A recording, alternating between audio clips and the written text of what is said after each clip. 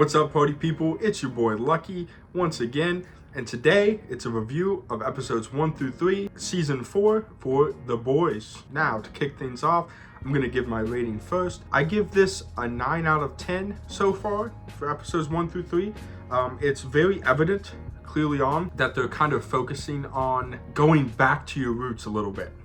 We see Huey's dad is in the hospital in a coma. It seems as though it's a heart attack of some sort, and he is non-responsive, and his mom, who left when he was very, very young, winds up at the hospital, and there is a conundrum because it turns out that in the dad's will, he wanted his wife to have kind of the last say in case of anything similar or just like this happens, on whether or not to pull the plug or not. And we see Huey in this situation. He's going through it. We see Starlight and her organization doing pretty well, and they're kind of, making progress in a positive light until, and we'll get into this a little bit later, there is a riot at Homelander's trial where he was found not guilty for, at the end of season 3, murdering all those people in broad daylight. And that's just two of the characters that have to go back to their past. We jump over to the side of Homelander, and to me, Anthony Starr he's an Emmy award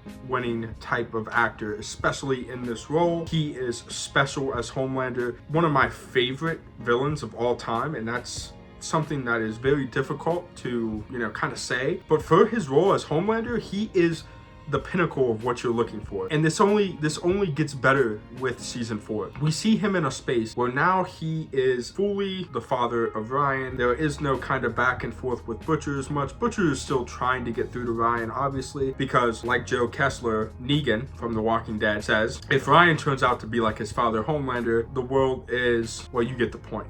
So we see Butcher is still trying to kind of get through to Ryan, but obviously Homelander has full control over it, and he is trying to be, in his own way, a good parent in his own kind of twisted way.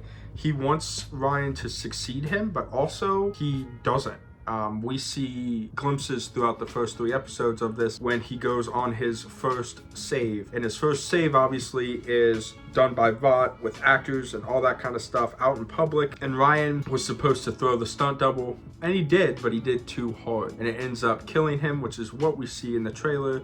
That is Ryan's first kill. And Ryan's going through it. He had no intention of doing this. He's just a kid. He really loved that stunt double. And Homelander takes that rough. They kind of get into it about it.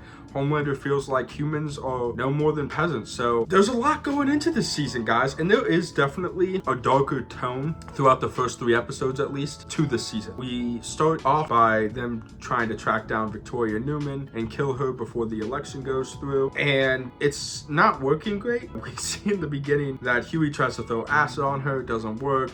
Butcher shoots her in the head point blank, and that doesn't work. So it's not going well for the boys in terms of getting Newman out of there. But Newman's interesting because she brings a political aspect to the Supes that has been building since season 1 of what they wanted to do on the political front. Now what I would like to discuss is the new characters that have been shown in the first 3 episodes. First things first, none other than Sister Sage, or just Sage as she says. She makes this thing go, and it is clear that the boys and Butcher and everyone is in a whole lot more trouble now that Sage is here, because she is the smartest person on Earth. Homelander has always been the most powerful being throughout the entire show, and that's been very prevalent.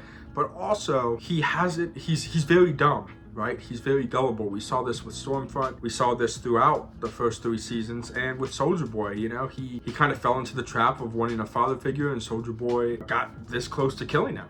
So he's easily gullible, and he knows this. So he basically demands the assistance of the smartest person in the world, in Sage.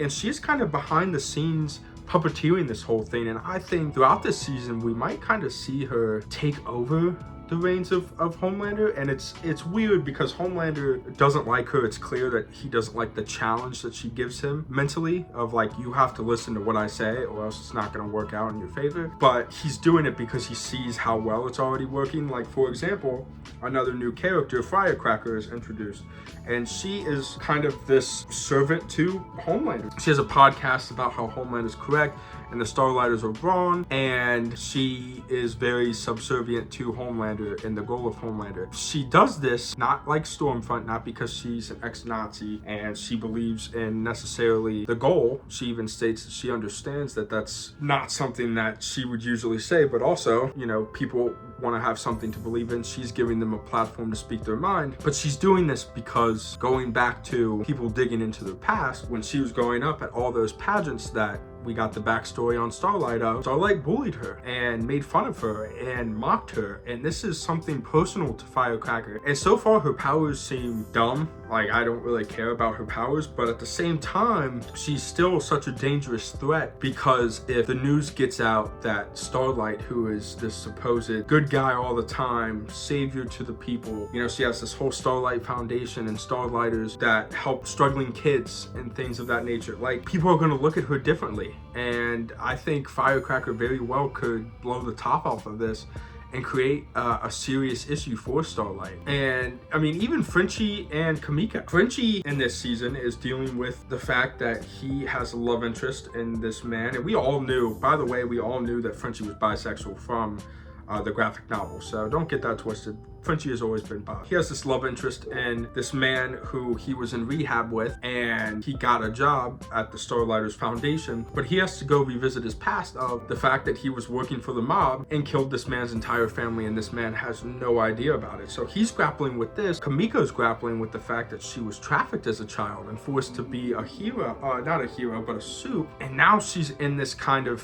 conundrum of she's got to face these issues. She's seen more things about it, and she's trying to go back and save a lot of the captive people. But this kind of breaks the boys apart. They've all kind of always been one in terms of their missions and what's going on. They might do things differently, and they might kind of spread out and do it. But now they're going in so many different directions, while Homelander and the Seven are strengthening their core, that it is a little bit frightening to what could happen in season 4. And I don't want to give away too much, obviously, but the last thing I want to touch on is Butcher. We obviously know Butcher only has a couple months to live. We know that from the clips, you know, the black mass in his brain or whatnot, but he's kind of got this angel devil thing on his shoulders going on, because he's seeing visions of Becca, his wife. She's basically expressing to him that he needs to do right by Ryan and do right by his team for this to go the way that it needs to go. The promise that he kept to her, that he would protect Ryan. The devil on the shoulder is Jeffrey Dean Morgan, and kind of his antics of, he is the old Butcher. He's telling them this is the way it has to be. If we have to kill Ryan, we have to kill Ryan. We're gonna try to get Ryan to be